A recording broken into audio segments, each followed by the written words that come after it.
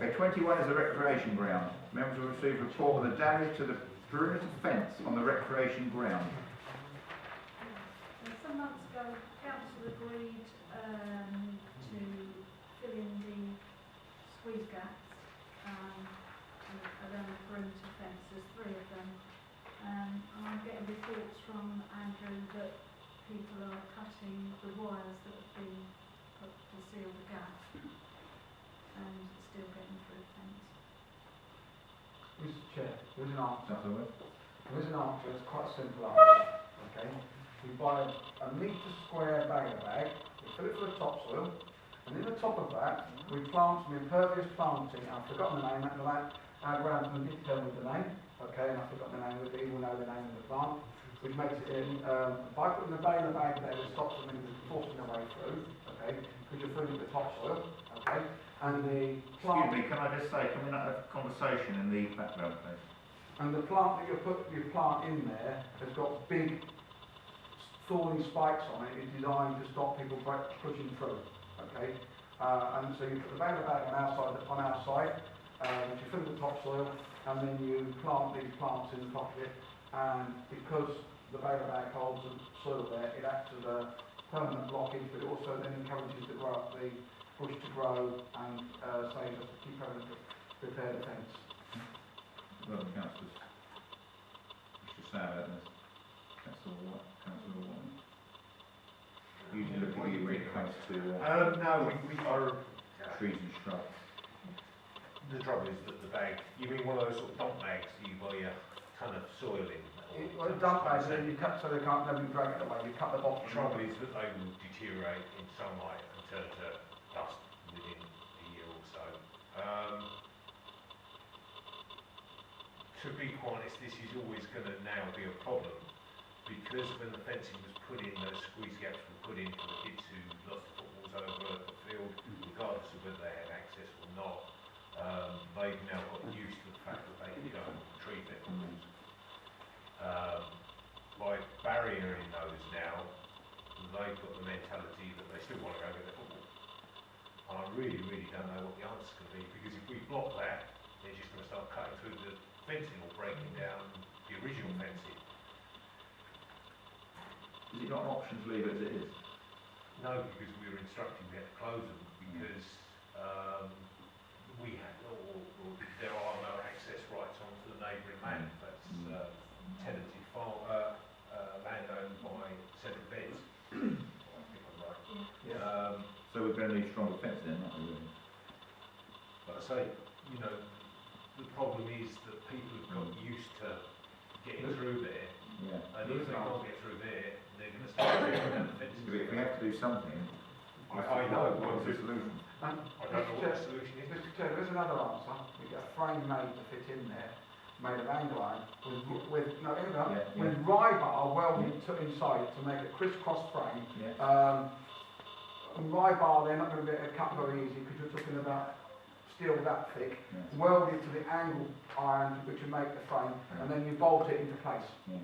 The problem, sorry, Go on. the problem is you're making a ladder for them to climb over, and if they can't get over it or through it, they go around it, which is where they're going to, you know, damage and destroy the fencing. But I can't come up with a better solution, to be quite honest with you. That's what the ground was suggested when we planted. I forgot the name. Councillor Rainbow, have you got any suggestion? Can't we report that to central beds on the problem and see what they come up with? We own the freehold. We own the freehold. Is that Councillor Page? Oh, Mr. Chair, that concrete pillar What, one concrete pillar? What? In the centre. in the centre. Because they're only about, what, foot and a half? Oh, is that the all? Yeah, it's just a squeeze gaps. Thank you, Councillor White. So is that a viable option then? It is a viable option. Concrete pillars? Unless towards the other post of concrete. Mr. Chair, Councillor Holloway? So we've got a gap in the fence that they're making Yes. wider. No. What it was when the fencing was installed around that side by the skateboard park and everything, somewhere along the line it was decided that gaps would be left with, you know, foot and a half gap Yeah. between two concrete pillars, so people could get through them. But we were informed after complaints of the tenants there that we had no rights to, or the people had no rights to go on to that Oh, I land, see.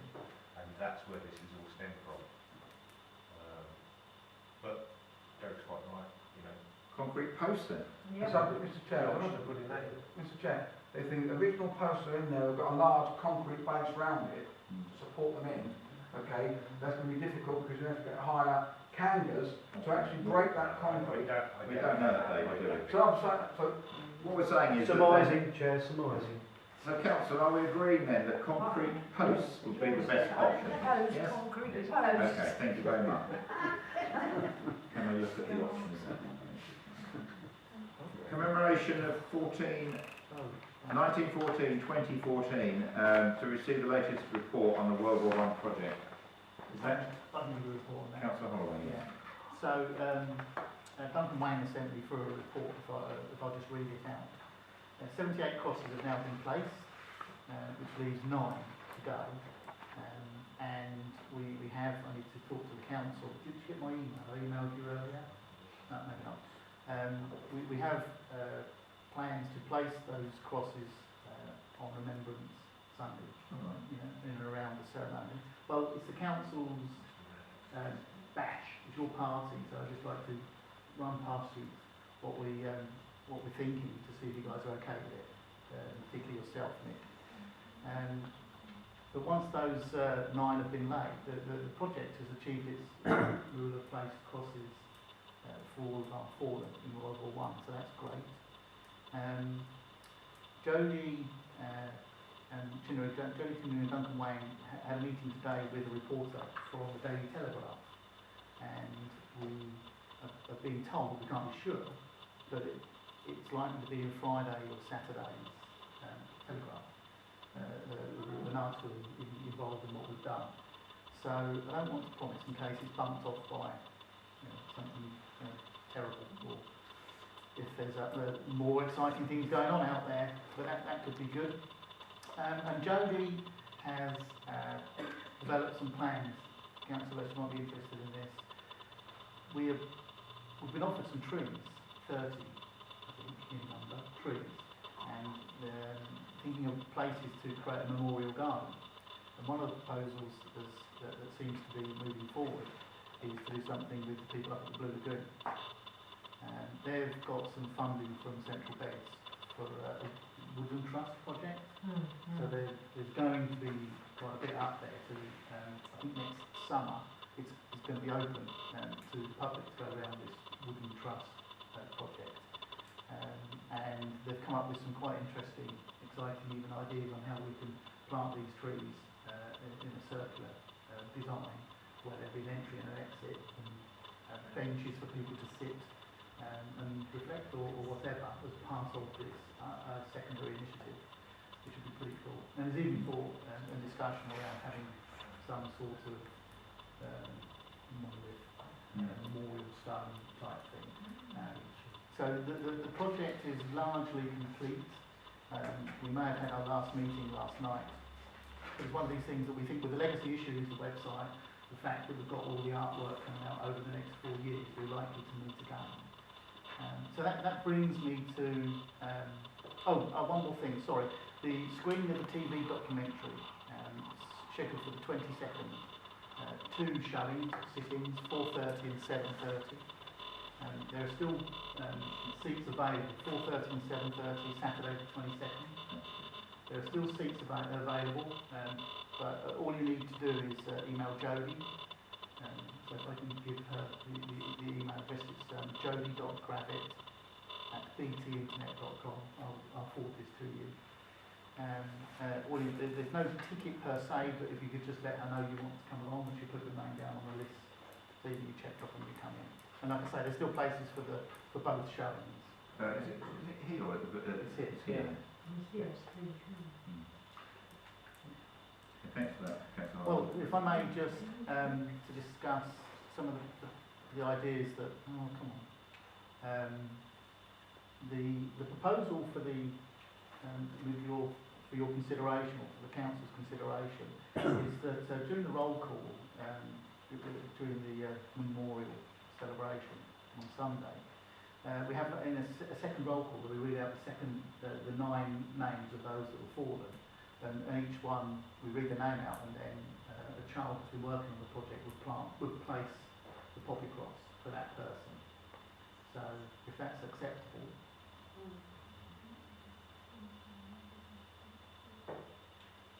Okay, look,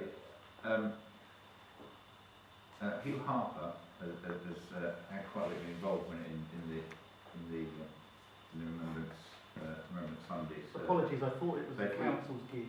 It is. It's just that It's the gig.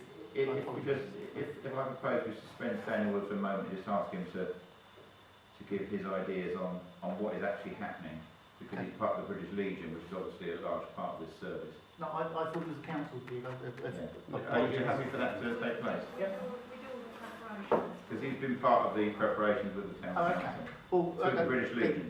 Yeah. So our idea was that the 9 names would be read out separately, and then a child that was working on the project would place the cross. It's as simple as that. We may have access to a bugler, and I think in the past we have a recording. So would you like me to see if I could get a bugler? You can get the booth, that'd be handy. You okay with that as well? Yeah. Fine, okay. Yeah, so, right. So the one last request then is a personal one for you, Nick.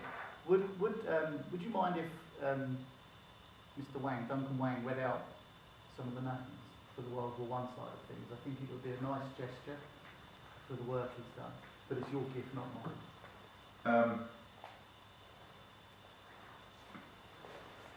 This is what I emailed you about earlier, by the way. Yeah, I haven't seen emails for 2 days. I will catch up. Do you want to help me fix that? No, it's nothing about that. It's just that I haven't had a chance. What I'll do is I'll contact Duncan Wang Okay. and we'll come to some arrangement. All right. Is that okay? No, it's fine. It's just if we could, if in principle reading out the names separately is like a second roll call, and then we get the children to go up for each name. We could do the actual laying of the wreaths for the ceremony before everybody lays the wreaths, and then that would come afterwards. All right. So Yeah, you could that sounds great. after the wreaths. The other smaller request was some people have asked if we could use Christian names as well as just surnames. I see. Now, we have that information for World War I. I'm going to say, do we have that information? We do. We have, Yeah. yeah, we can supply you with that. Okay. Are you okay with that? I think that's all from our reports. Our remembers. Yeah. As long as they do that after the official laying of the wreaths. Hugh, what I'll do is I'll catch up with Thursday and Duncan. Yeah, you pick up with this and Sort it out. sort it Yeah. out. Okay. Okay, so if you need me to liaise, let me know. Otherwise, if I don't hear from you, it's in your good hands. Okay. Thank you. Councillor West? Yeah, Mr. Chair, I appreciate the good work. I'd like to thank the team that did all the good work in this project. Okay, but going over to the Blue Lagoon site, anything that goes on there, I would like to see in a formal contract. Okay, I'm not being funny. This council has been taken for a ride up there before. Okay, and I don't want to see us taken for a ride again up there. So as far as I'm concerned, that site and that owner, okay, everything in a formal contract, so there's no getting out of and saying I didn't agree to this, and money going up there and then you're not going the Okay, right way. well, all right, okay. Councillor Holloway, if you just want to respond. If I can respond, that's a report for information. This wasn't a council project, so you need to deal with that separately. But I would also say that's a very different person that we're dealing with up there than we've dealt with in the past. This guy is driven and motivated to make that an asset for the village. I think it's amazing some of the things I'm hearing about that he wants to do. Yeah, Holloway, who are you talking about? Councillor? Jess, is it? Oh, you're talking about the The guy that owns the lake, or lots of rights to the lake. right. Is he the one who's working on behalf of Wilson? I don't know the heritage, but I know I've heard of some of the things he's doing. It sounds pretty impressive.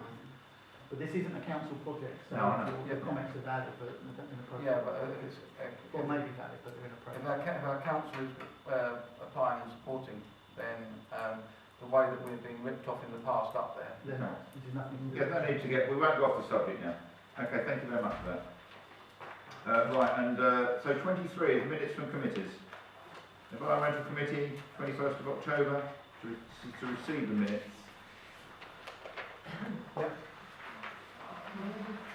Voice my opinion on that. Yes, but you've got that noted, yes. Yeah. Property Committee of the 21st of October. Hang on, that's the fine. Which colour is the property? Which was the committee that sanctioned the budget for the salt bins? Was it environment or property? Finance. Finance. Was it finance? Wasn't it finance? Neither. No, so it wasn't. Okay, finance. Oh, wait. The GP and Finance. Oh, right. When we were discussing GP and finance, we put together what was agreed to our budget for 2015 for some salt bins. May I request we bring that forward again, so that we have them for this winter, rather than waiting until next winter? Also, can we increase it to 5? With a reason? You have your own motion. Right, can we have more and this year?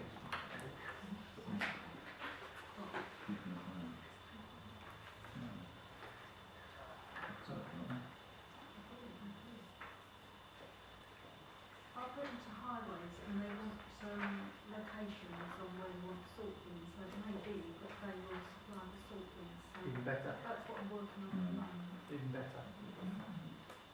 Mr. Chair, Just hang on, just 1 moment. Sorry.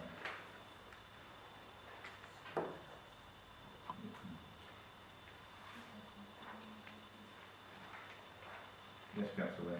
yeah, the 3 that I asked for was one at Cherry Trees, one in Gothic Way, and one in Berrymead, because the elderly and disabled was around there, falling over, some of them go back to their own home.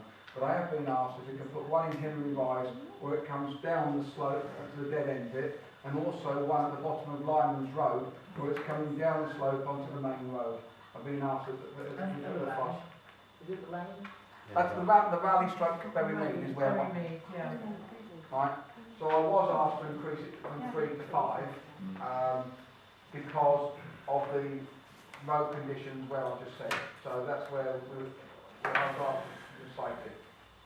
Yeah, I'm just looking through those minutes. There's nothing about salt bins on these. Is it from a... It was in the, it was something we discussed Budget. in the budget for next year. In the budget for next year, But we need it now. we'd like to move forward this year. Which is why I wrote to highways to find out. All right, you've already done that. So, So, Gothic if Way, they can't help us with the cost, will they let us know? no, £200 per bin. So you've increased it from 3 to 5. Can you just go through the... If we're talking about County Council, I'd like to increase it from 3 to 5. 3 that I asked for was Gothic Way, because it's major centre for the elderly and disabled. Cherry Trees, again because it's elderly and disabled accommodation. Berrymead, A, because of elderly and disabled, but also because when you get any ice on that road whatsoever, it's impossible to drive from down Berrymead from Carter's Way to the valley. That is just totally dangerous. But I have been asked to increase it, so there's one in Hillary Rise where it goes down the slope to the dead end, and the other one at the bottom of Lyman's Road because it's coming down the slope onto the main road. And I've been asked to make sure that what we call the unlocked pipe and not the locked pipe, because residents don't want to be chasing around trying to find who's got a key and who hasn't got a key. Okay. Moving on. Oh, questions to the chairman. Councillor White. Don't worry, it's not a bad one. Councillor White. A couple of weeks back, Steve Maddox was very kind enough to come along to the scout group, or club group I should say, and give a little talk and a demonstration and tell us all about the history of the village. And he come up with a very, what I thought was a very good suggestion. We had 2 plane crashes in the area, one up at Stockholm Road